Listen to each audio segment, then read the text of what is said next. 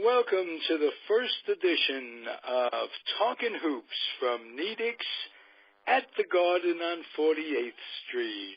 My name is Ralph Tyko. My co-host is Alan Blumkin. I'm in Alameda, California on the West Coast, but I grew up in New York. Alan is still in Brooklyn, which still got the spirit, Alan, of New York City. And I'm happy to have you with us, with me, and doing this. I'm really excited. I've been thinking about it for a long time. Thank you very much, Ralph. My absolutely pleasure to have you. You're a maven in baseball, and as it turns out, you're a maven in basketball. We've done a show or two on basketball, and I think now we're going to do it on a regular basis, and I'm very excited about it. We talked a little bit off the air about what we're going to do, and we agreed that not to talk about centers exclusively, to talk about the folks that played with them as well in their eras, but we're going to base the show on the eras and the centers that were outstanding in those eras, and we decided to start it off with the first really notable center, the first superstar, the best of his time, from DePaul University in Chicago, Mr. George Mikan. A little history to start with. The NBA is a product of two professional basketball leagues that were in existence in the 40s. The first was the Basketball Association of America, which started in 1946 and was mostly situated in big cities who had arenas who the only regular tenants were hockey teams during the winter. And in the Midwest, there was a league called the National Basketball League, which had teams in smaller cities, but they had most of the really good players. So after what were some of those rivalry, cities? one of the Alan, what were some of those cities with cities really good players in the small cities? Okay, the NBL. They had Minneapolis Lakers, the Rochester Royals, the Fort Wayne Pistons, the Tri-Cities Blackhawks, which is the forerunner of today's Atlanta Hawks. And via St. Louis, of course. Yeah, then they moved from Milwaukee and then to St. Louis and then to Atlanta. And they had teams in Waterloo and Sheboygan, a couple of Anderson, Indiana, where Carl Erskine lives. And some of these cities that really couldn't compete when the leagues merged. In fact, the first year of the merger, the second year of the merger, they brought in all these small cities, and most of them dropped out after the first year. The Minneapolis Lakers were in the National Basketball League, and they came over to the NBA, what became the NBA in 1948-49, and proceeded to win 5 championships in a 6-year period. They were a very good team. George Mikan was the hub of that team. He was 6'10". He could rebound. He could shoot. The only thing he really couldn't do was run. So in the years before the implementation of the 24-second clock, he turned out to be the best center in the league. And he had other players around him who were very good. They had a Hall of Famer, Pollard, I remember, and Vern Mickelson. Yeah. Who was out of something called Hamlin College in Minnesota.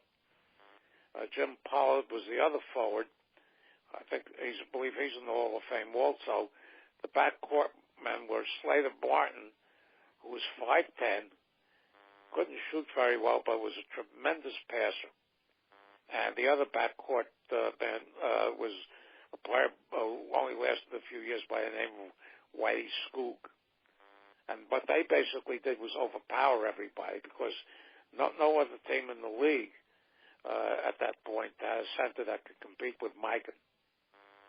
Right.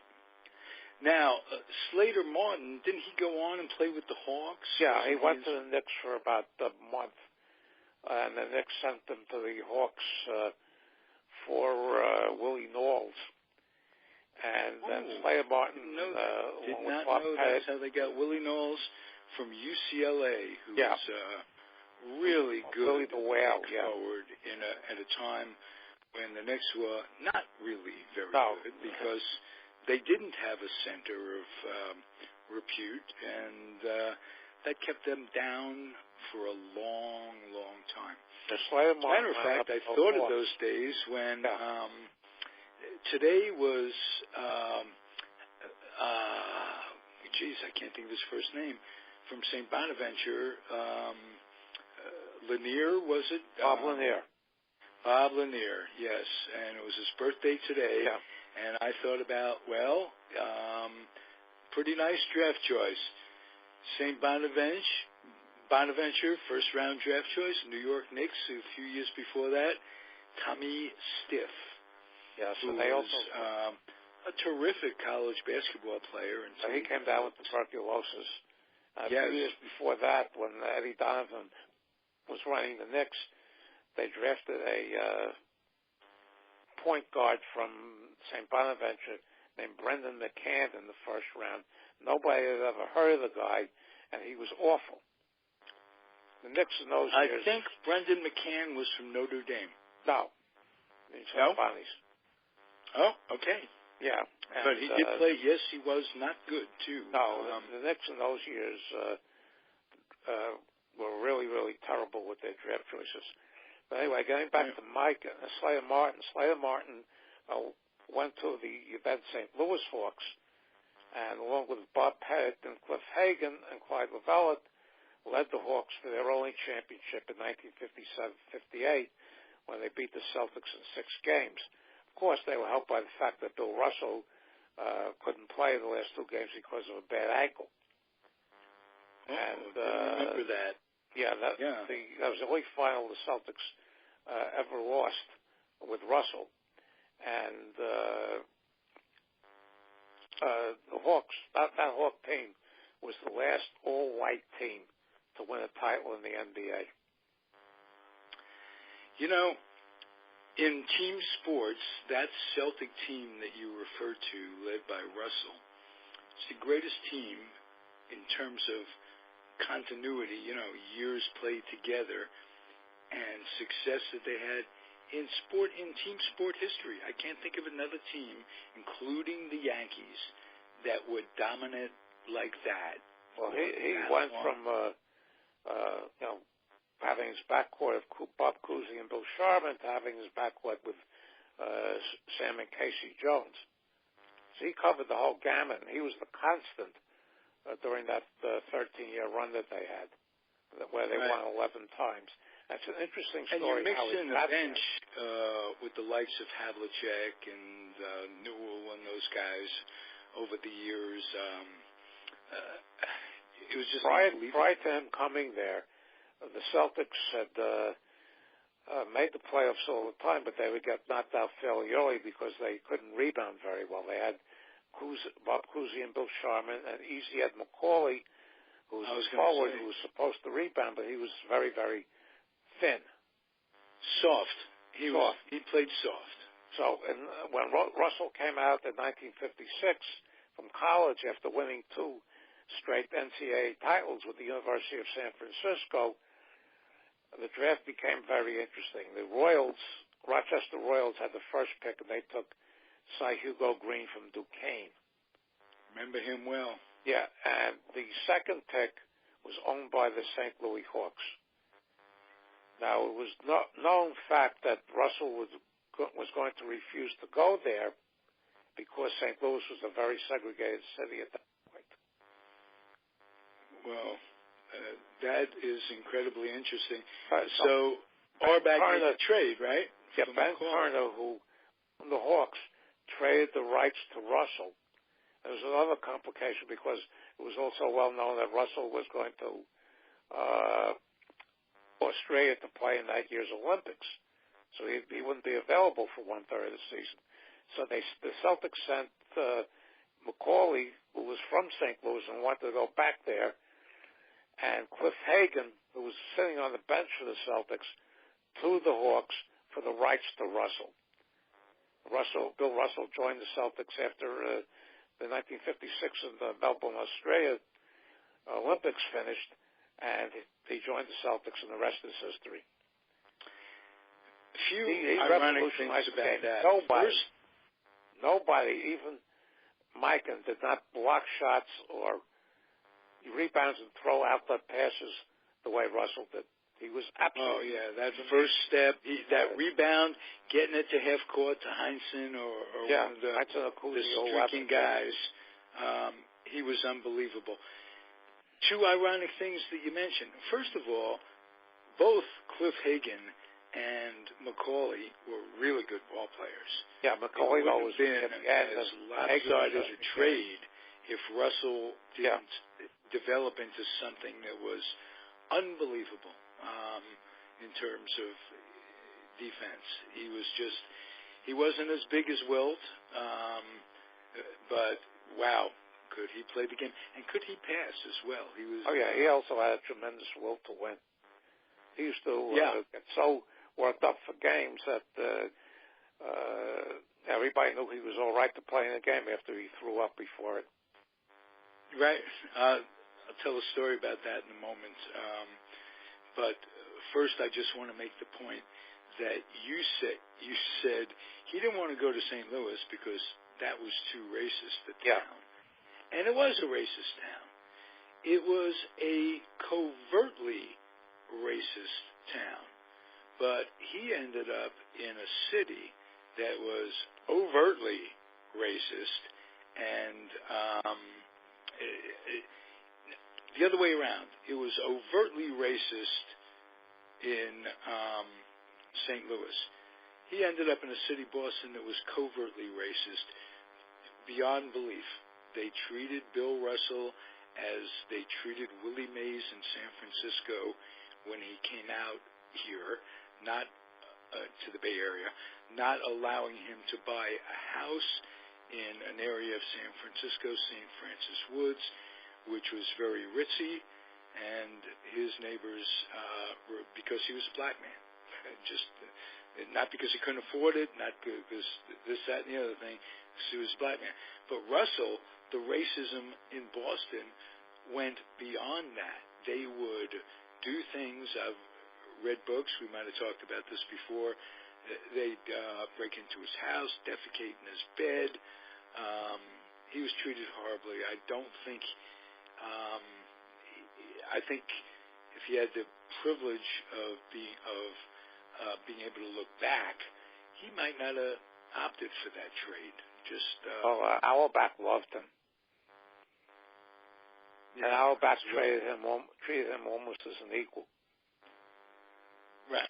And Auerbach trusted him so much that when he decided to get out of coaching, he turned the team over to Russell. Right. Became the first African-American NBA coach. Absolutely. All right, so I got to tell you, the Bill Russell, that was his story was that he had such a drive, he would get so nervous before NBA games that he would, in fact, get physically ill and throw up, and Auerbach would feel good when he'd hear, he'd say, well, we're going to win this one because Russ is keyed up. He's in the bath. They could hear him in the background at team meetings throwing up. So this is, I'll say, I was 16 years old. Must have been in the very early 60s when the Knicks really sucked. Just the only way to put it. And I used to, as a kid, go down for autographs. And the Biltmore Hotel and the Roosevelt Hotel, they were real close together. And there was about a 3 or 4 block walk from either the Roosevelt Hotel or the Biltmore. I don't remember which this particular day. And the Celtics were staying there, and got down there real early with my color pictures from Sport Magazine of guys that I might get autographs on. And even though Bill Russell did not historically sign autographs, everybody knew that. Every little kid knew it. Don't even bother. Bill Russell had a beautiful picture in Sport a couple of months before of him with a hook shot off of Dolph Shays. I don't know if you remember this particular picture in Sport magazine, and I brought it down there.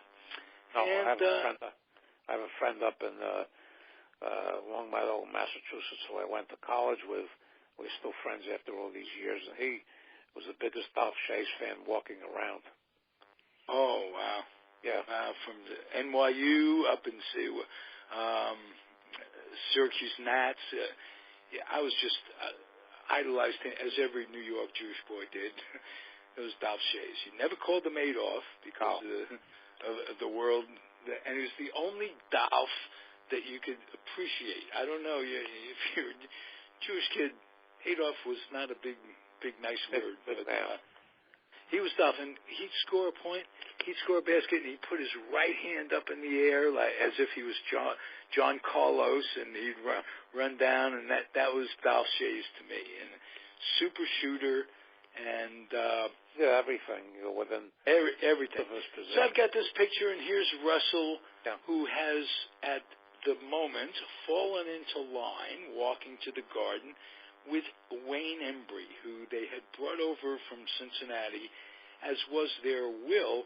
They'd bring over these veterans at the end of their careers.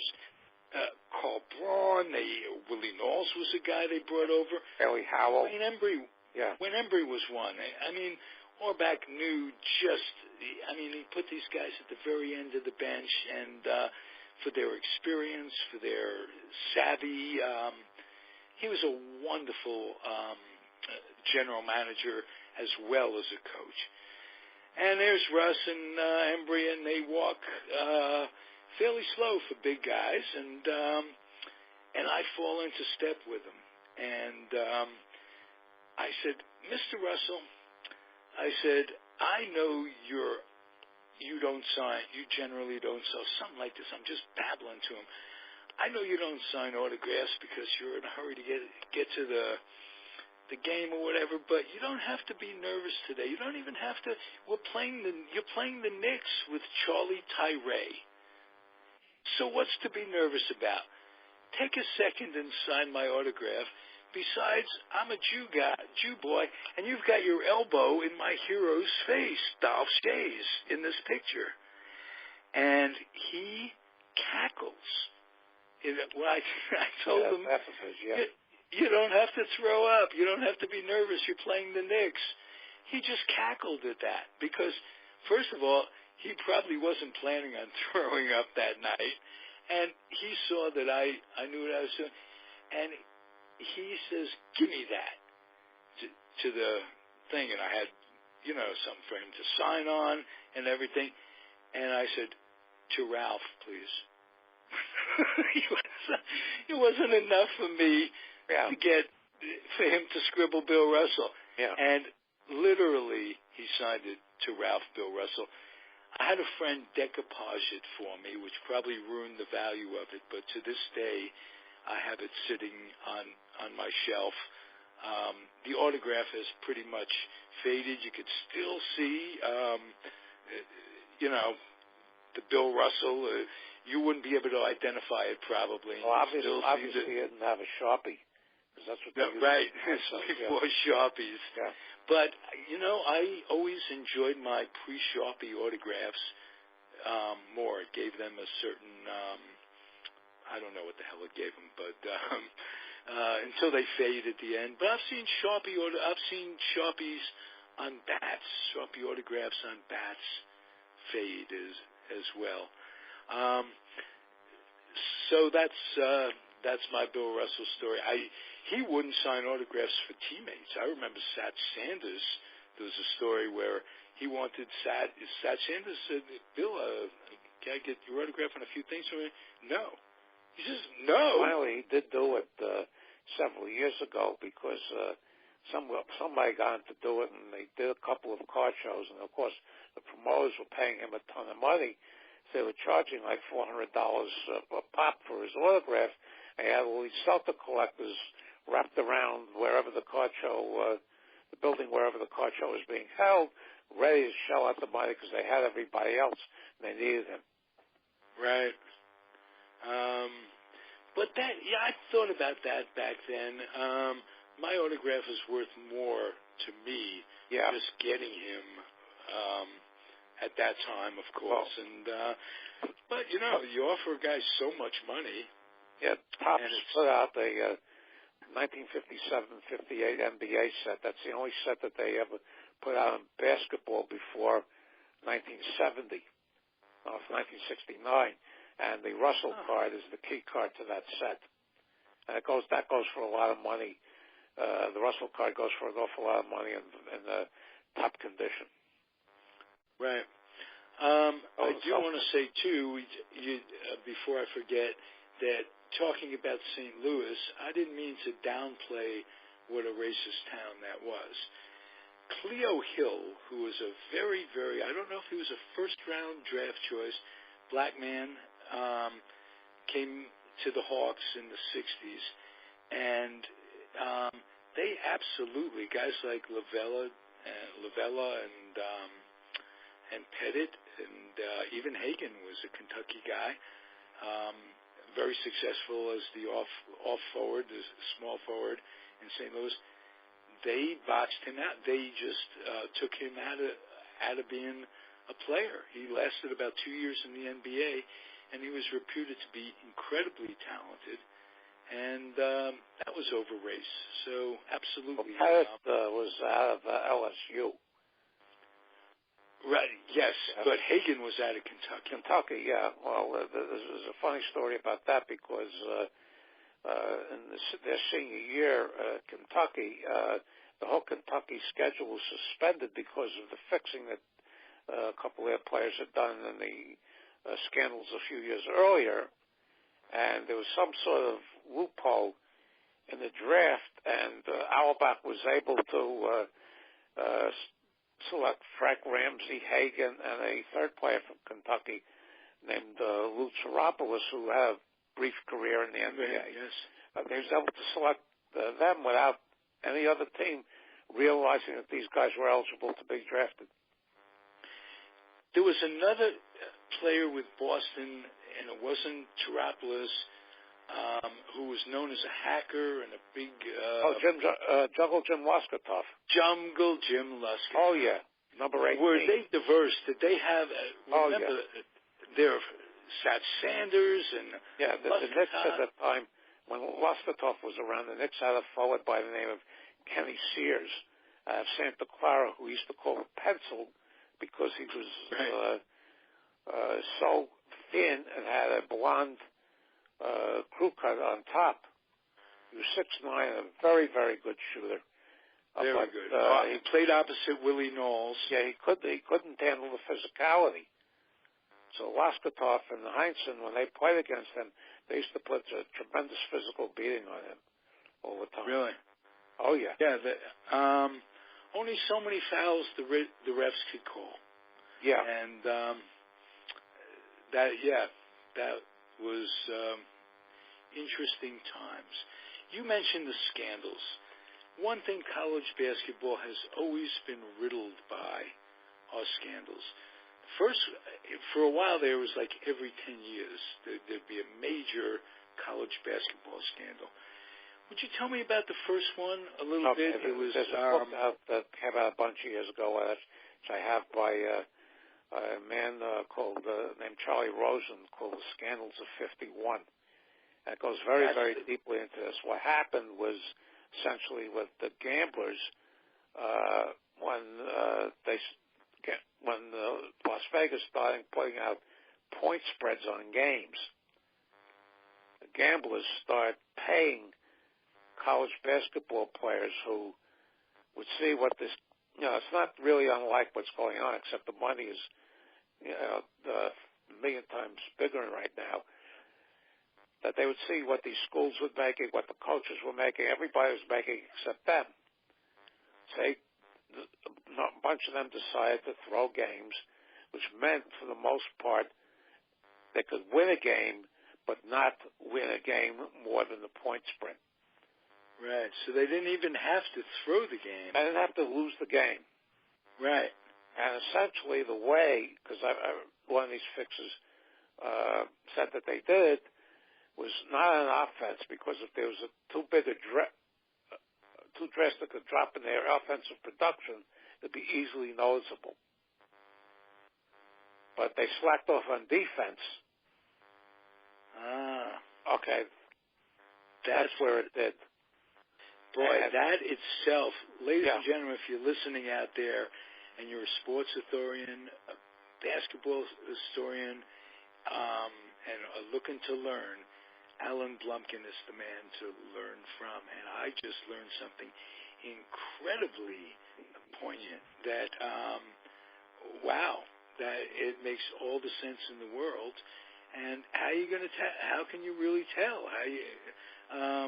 It was very, very hard, and they finally got suspicious, and the New York DA, Frank Hogan, at the time, heard rumors of this, and finally they started questioning. The City College in New York, which was a big basketball power at the time, had a team that won both the NCAA and the NIT. In those days, that was possible because they didn't conflict. And the NIT was on almost, if not... The NIT was exclusively a Madison Square Garden. And the NCAA at the time also did quite a bit of playing in Madison Square Garden. And so they implicated the entire starting five of the CCNY team. They implicated LIU, which is another big basketball power that was coached by Claire B., who wrote all those Chip Hilton books back then. So Chip Hilton was made based on a player who played at Seton Hall and for the Rochester Royals, was in the Basketball Hall of Fame, named Bob Davies. And that name well, yes. Yeah, and the leading player on LIU was a forward by the name of Sherman White, who was a terrific player and was primed to be the Knicks' territorial draft choice once he used up his college eligibility. So, of course, he was banned. And then Adolph Rupp, who was coaching Kentucky at the time, said, well, they couldn't touch my boys with a 10-foot pole. And then it came out that Alex Groza, who was the second leading scorer in the league for 2 years in a row, and a teammate of his from Kentucky, Ralph Beard, who was also having a good budding NBA career, did this. Alex Groza was the younger brother of the Cleveland Browns Hall of Fame football player Lou Groza. Lou the Toe, who was an excellent tackle. So, as well as there were players from Bradley and some of these other big powers at that time who were all caught up in this. It was pretty much a lot bigger than just New York City, and all these people, like Rupp screaming that it was all New York City and they couldn't touch their boys with, whatever. They had to eat their words. So what happened was LIU and CCNY de-emphasized. Okay, and the bigger thing is that the college basketball crowds at places like the Garden and the Boston Garden, Chicago, Philadelphia, wherever, were always outgrowing the pros at that point. And after the scandals of 51 broke, it became reversed. All of a sudden, pro basketball, which was a pretty big afterthought to a lot of people back then, became more respectable than the colleges because the early NBA, Commissioner Maurice Butler banned any player that had even a taint of being involved in the scandals, 51 scandals. So that basically killed inner city basketball, college basketball in New York. All of a sudden, pro basketball went to the top and college basketball sunk to a fairly low level. And, of course, they banned any NCAA tournament games being played in the Madison Square Garden for an awfully long time. Okay, now that's the first scandal. There was another one about 10 years earlier. 1961. Later, right. But I want, before I ask you that, how did the Knicks, because they had territorial rights to Dolph Shays, who was playing at NYU, how did they screw that one up? Very easily. As I mentioned, when he came out of NYU, there were two competing leagues at the time, the BAA and the NBL. The Knicks has BAA right, the Syracuse Nationals has NBL rights, and the Knicks wouldn't go over $5,000. Syracuse offered them $7,000. For that, we lost. That was it. As a Knicks. That was it. The Knicks and those. That was the first. As I mentioned in the last basketball podcast we did, that was the first in a very, very long line of Knick disastrous decisions. Well, very interesting. Did not know that's. And yes, and the decisions went on. They went on for like 10 years. Oh, they went on for forever until they put together the team that, the team in the late 60s and early 70s. That finally, and Willis Reed was a second-round pick. The first pick they had. They had Bad News Barnes.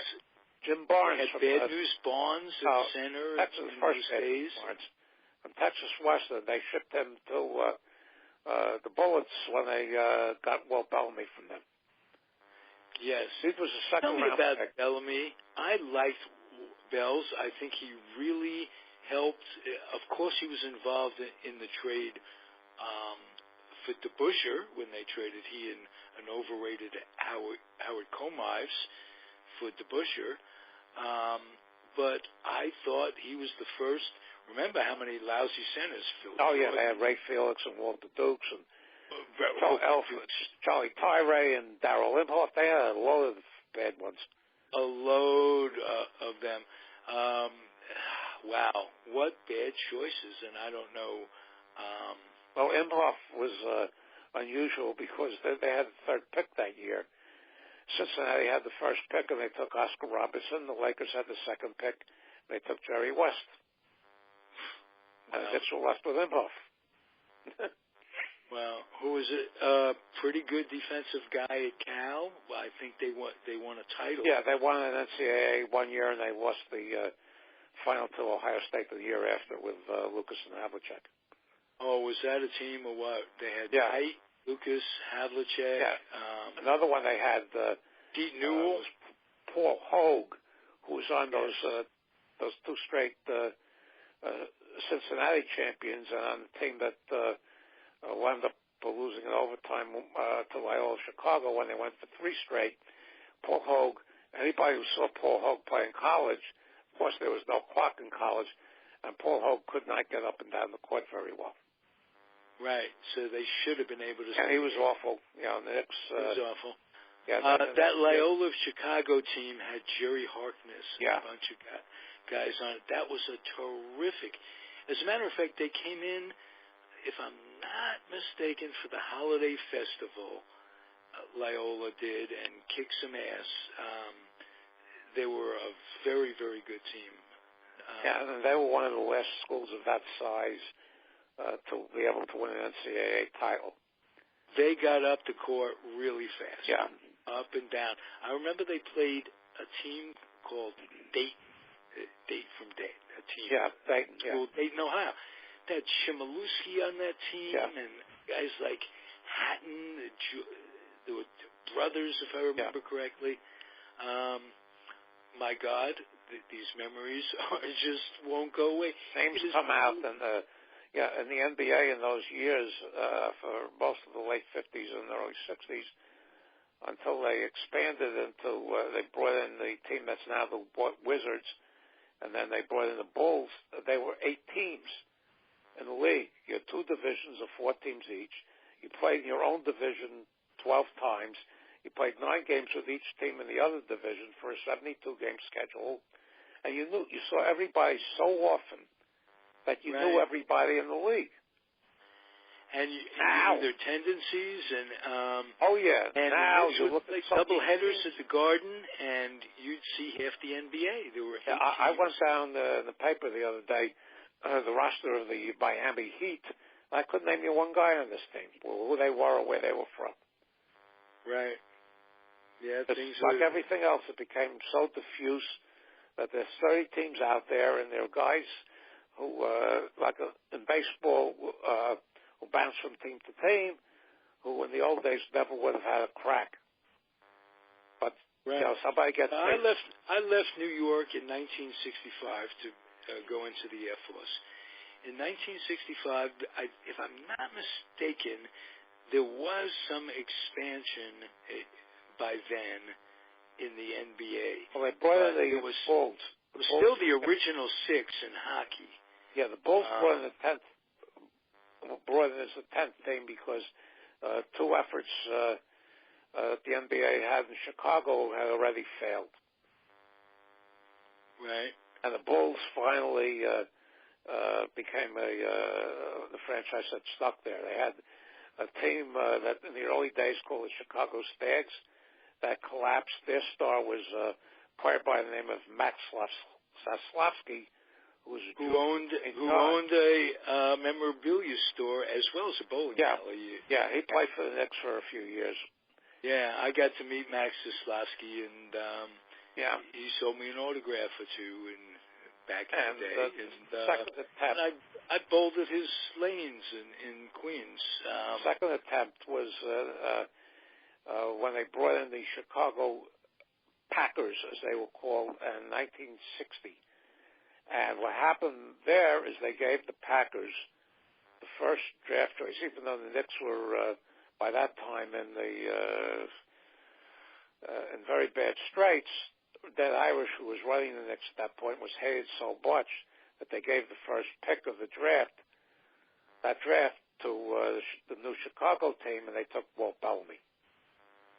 Ooh. Okay, which put the Knicks kept the Knicks at the dumps for the next few years. And after 2 years in Chicago, they weren't drawing anybody. They wound up going to Baltimore and operated as the Baltimore Bullets. Then they moved to Washington. Later on, became the Washington Bullets. And several years ago, they changed the nickname to the Washington Wizards. So that team is a descendant from the original Chicago Packer team back in 1960-61. You're a maven, Alan. You got to know it. Okay, we haven't even scratched the surface yet. I know. Next week, we're going to talk wilt. Okay. And this was a terrific first effort. You got my mind going in a direction it hasn't gone for a long time. Thank you, sir. Okay, I'll be back with you tomorrow night with Bill Hall. That'd be terrific. Same time, same place? Same time, and then I'm going to do my Thursday with David. I have to call him tomorrow to discuss what team we're going to do. Beautiful. I love that you're so enthusiastic about this, and delighted to work with you, Alan. And next week, as you say, same time, same bat station, we'll be back here, and I look forward to talking to you tomorrow night. Okay, say hello to Tally. I certainly will, and thank you again. And for all of you people out there, I'll end episodes like I generally do. Keep on keeping on. Life's not an easy run sometimes, and perseverance is everything. See you next week, and please be well. Okay, take care, bro. Bye-bye. Be good.